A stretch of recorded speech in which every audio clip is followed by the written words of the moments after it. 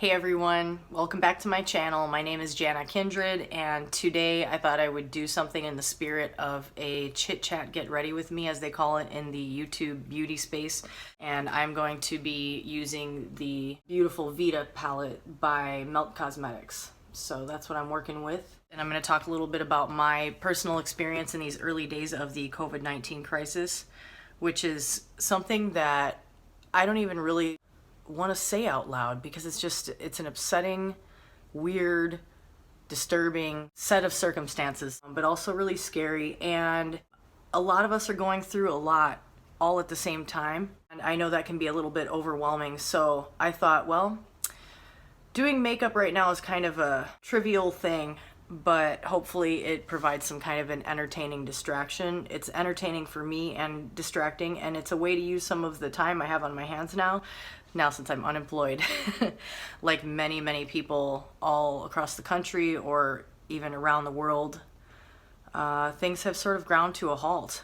This is maybe my fourth attempt at doing a video. I keep trying and not being able to do it quite right, and I then had one that was pretty much completed, which I ended up inadvertently losing. So doing this is kind of a fun distraction for me. So yes, what I was gonna say is, in the time since I first started trying to make a video, so much has changed that the videos are becoming out of date. There's too much changing from one day into the next. You know, in this situation, yes, it's really scary to be out of work suddenly and to have life feel topsy-turvy, but it's hard for me in a situation where I know so many other people are going through the same thing or a similar thing. I can't be too preoccupied with worrying about myself because it's just like, it's way bigger than that. I'm just trying to keep thinking about what is going well, what I can be positive about and grateful for, and also then trying to think of how I can be of service. Now of all times is a time when we need people who can step up and help, and people who are capable, preferably not in a high-risk category. I consider myself in not exactly a low-risk category because I have a long history of respiratory illnesses that became more and more aggressive over the years. And I was a smoker for a long time. In the years since I quit smoking, which it will be 4 years this year, which is so exciting to me. In the time since I've quit smoking, the respiratory problems, of course, have eased significantly, but they did get pretty serious. I have had walking pneumonia before. That was sort of a awakening experience. And one of the things that keeps sort of crossing my mind as I hear people talking about COVID-19, I think part of the problem, part of the reason why there are people who aren't taking it as seriously is because I think some of those people have maybe never experienced a serious respiratory illness. I don't know, maybe that's totally wrong. But I just think about how when you go through something that truly levels you, like when I went through walking pneumonia, and you find out that that is nothing by comparison to what people are experiencing with COVID-19, that is very frightening, and it makes you wake up and think about what could happen and how fragile we all actually are. I also keep thinking about how, for me, one of the things that makes it a little bit easier, I think, to deal with sudden upheaval is that I've been through it several times in my life, starting from a young age. The first time I experienced a situation where my life changed from one day into the next in a dramatic fashion was when I was 10 years old. And I feel like having gone through experiences like that can prepare you and make it easier for you to process things and talk yourself through them, because you think back to what you have made it through and you say to yourself, if I can get through that, I'm going to get through this too. And this is much, much bigger than anything any of us have ever been through in our lifetimes, because it's this collective feeling. I want to say these particular colors in the Vida palette I have barely used because this is going to sound funny. I personally don't think they're the most flattering colors on me, but I just love them. And when I look at them in the palette, I want to put them on, and I'm just like, fuck it. Because I'm home And it doesn't matter. And even if I was going out, it still wouldn't matter. And that's kind of reflective of my overall view on doing makeup and aesthetics, hairstyles, clothing choices. I think it's something that's fun and allows you to explore different sides of yourself. And I wish that people didn't take it too seriously and instead allowed it to be something that they saw as fun, something to delight in rather than something to constantly make judgments about. One of the things that I keep coming back to is thinking about all the people that are working in parts of the service industry that are still up and running. One of my closest friends works for a major fast food chain and has to work within a foot of each of her coworkers, and she's working 10-hour days and she's not getting hazard pay, even though in a very real way she is putting herself at risk just by going to work. They don't have breaks. It's too busy. It gets so busy that they have to stop answering the phones for deliveries because they simply can't. When I think about the fact that they're helping ease the burden on other parts of the service economy that are still running, like grocery stores, fast food chains have a pretty important role right now. And when I think about people in those settings working for low wages and working in conditions that are putting them in danger, I find it very upsetting and unethical. That leads me to say, well, okay, what are you doing about it then? You gonna be mad about it, or are you gonna take some action? You're gonna make phone calls, or these days maybe send tweets to politicians? Maybe that's the most effective thing. I don't know. Who knows anymore? Things are so topsy-turvy. I'm constantly reminding myself of the positives of whatever is going on at any time, because that's just a way that I've helped myself stay sane through difficult circumstances in my life. Is just, you can dwell on the things that are going wrong, and you can really make things feel magnified. You can make the pain of any experience feel magnified. Or similarly, you can make the pain of an experience feel subdued simply by the way that you talk to yourself about it and the dialogue you use inside your head. And that's something I've had to learn, at times the hard way, because it wasn't always something that came naturally to me. It's definitely something I think of as a skill set. If there was ever a time that we all would be tested by life, this is it. So I want to keep myself in the mindset of rising to the occasion, recognizing that there are so many other people out there in the world who are struggling a lot harder than I imagine I will. I'm talking about service industry people because that's something that I relate with, and I'm just thinking about all the people out there that are keeping things going. But I can't not think about people working in hospitals. My mom works in a hospital in a state where I don't believe will be taking as stringent of safety measures until a lot later than they should. So many people in hospitals, in medical settings now, are taking on an unthinkable task. And I just think about how heroic so many of those people are already in their everyday work life and meeting expectations of our society in a system that is broken. And they go in and they take care of people. And now to have something like this, I just feel for them. I feel for them, and I also feel grateful for them, because if it wasn't for people like that who are willing to do the hardest work on earth and put themselves in danger, where would the rest of us be? Knowing that if we get sick, we have people who are going to help us, even though they themselves may not have the protection they need to stay safe. I just always return to the idea of perspective, putting it in perspective, recognizing that everyone's struggles are relative, and we can choose the way that we interpret the experiences that we're in.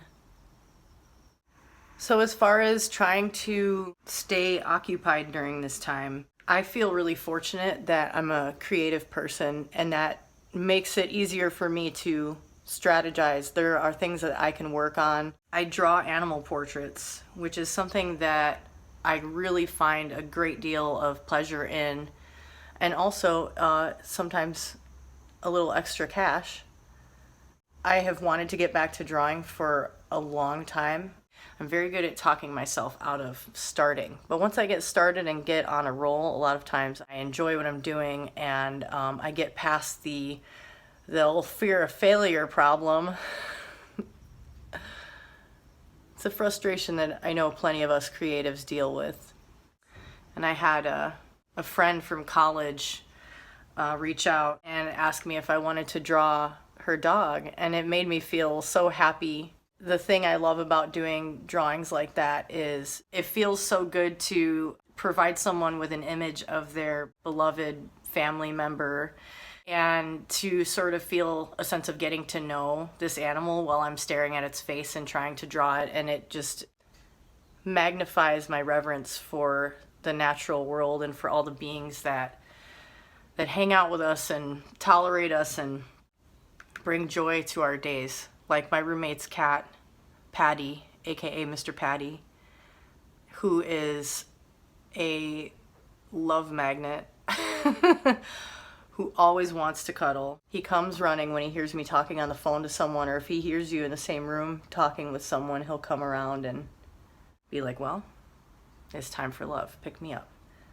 And I will definitely introduce you guys to Patty in one of these videos. And I had considered talking about the makeup as I was applying it a little bit more in this video. I don't know if you guys want to hear that. Comment below, let me know. I mean, just look at these colors one more time. Can we just appreciate the beauty? The way these are put together is really just glorious. I feel like it's weird to sit here and say, you know, oh, think positively, and tell people to think positively when, you know, I'm just coming from my own perspective. I'm coming from a relative position of privilege. I'm not finding myself yet in a desperate situation. I'm healthy, but I do think there is a lot of power in collective energy, and I think it's possible for us to help all of us by making individual efforts to be positive, speak positively, try to minimize negativity in social media, which is something that when I do use social media, which is kind of on and off, I do have a hard time staying positive. Really have a hard time staying apolitical. I'm really interested in politics, but not everyone is. I feel like more people need to be aware, at least, of things that are happening.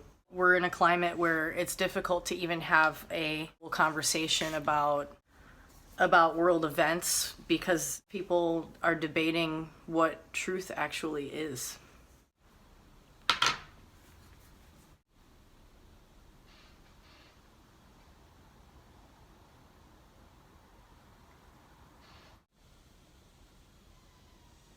It's really difficult for me to do eyeliner and talk at the same time, so you're pretty much just gonna see me with my eyeliner finished.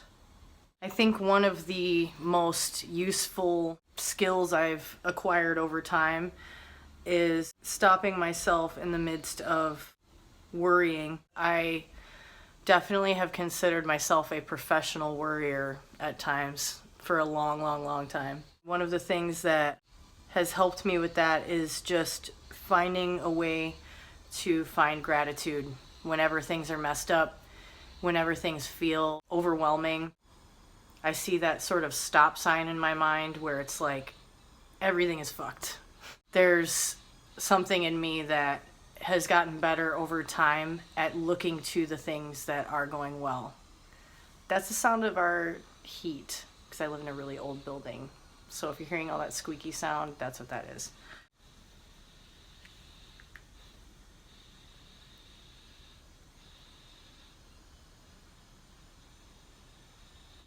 I think that a lot of what we're discussing now and a lot of what we're focused on right now is going to seem really ridiculous in hindsight.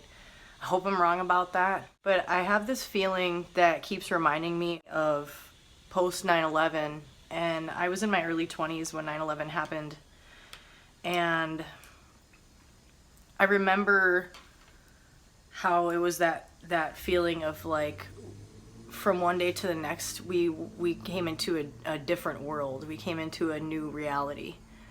And I feel like that's where we're at now. And it's so early. I don't think that we fully can absorb the gravity, the volume of the changes and the way that changes cascade from one event, one set of circumstances into things bleed into one another. The things that are occurring in the economy and the changes that we're all going to see are things that a lot of us have never seen before, so we're going to have to learn how to adapt. And you know what? I'm determined to come back to the positive. The positive that we can reach for here is that there are so many innovative people in this world, innovative young people, innovative people in general. There are so many people who want to do everything that they can to keep us all going. I have faith in those people. I believe in those people because I've seen what individuals do when they're motivated, and I know there's the potential for collective positive action. And I could sit here and talk about the immeasurable loss that is occurring and will occur. Those are realities, and we have to find a way to adapt to the new reality that we're experiencing. I'm curious to know what other people are doing, not just to entertain themselves, but to maintain a sense of purpose when your routine has changed.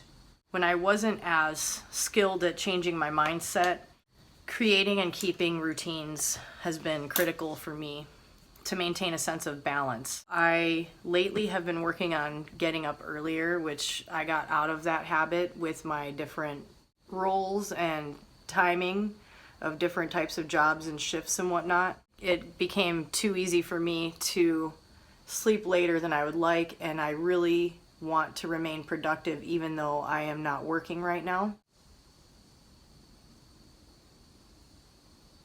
I even jokingly came up with a little hook, like to a song, and it got stuck in my head, and now I can't get rid of it.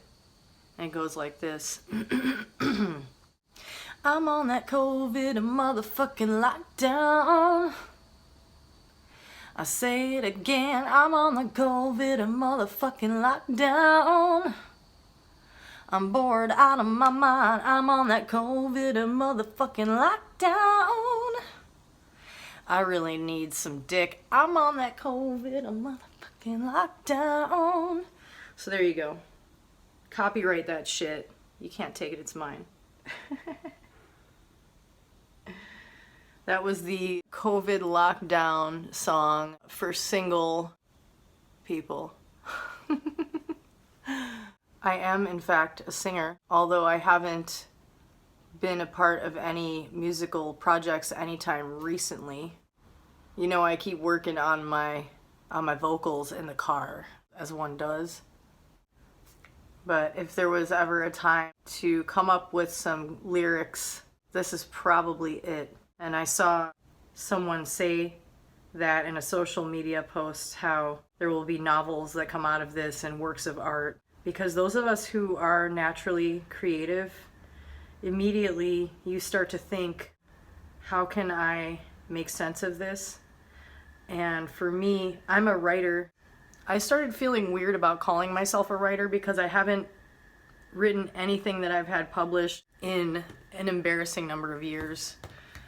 But I realized that I'm constantly writing in my head, constantly describing things. And I don't know if you guys saw that post that came out recently, something where everyone realized at the same time that not everyone hears their thoughts in words, and a bunch of us, like me, were like aghast at the concept that people wouldn't hear a steady stream of words inside their head at all times. And I was like, can we trade brains for like a minute? Because I could totally use a break. That's where things like meditation really do come in. I would definitely recommend, if you haven't done that before, it's a great time to start.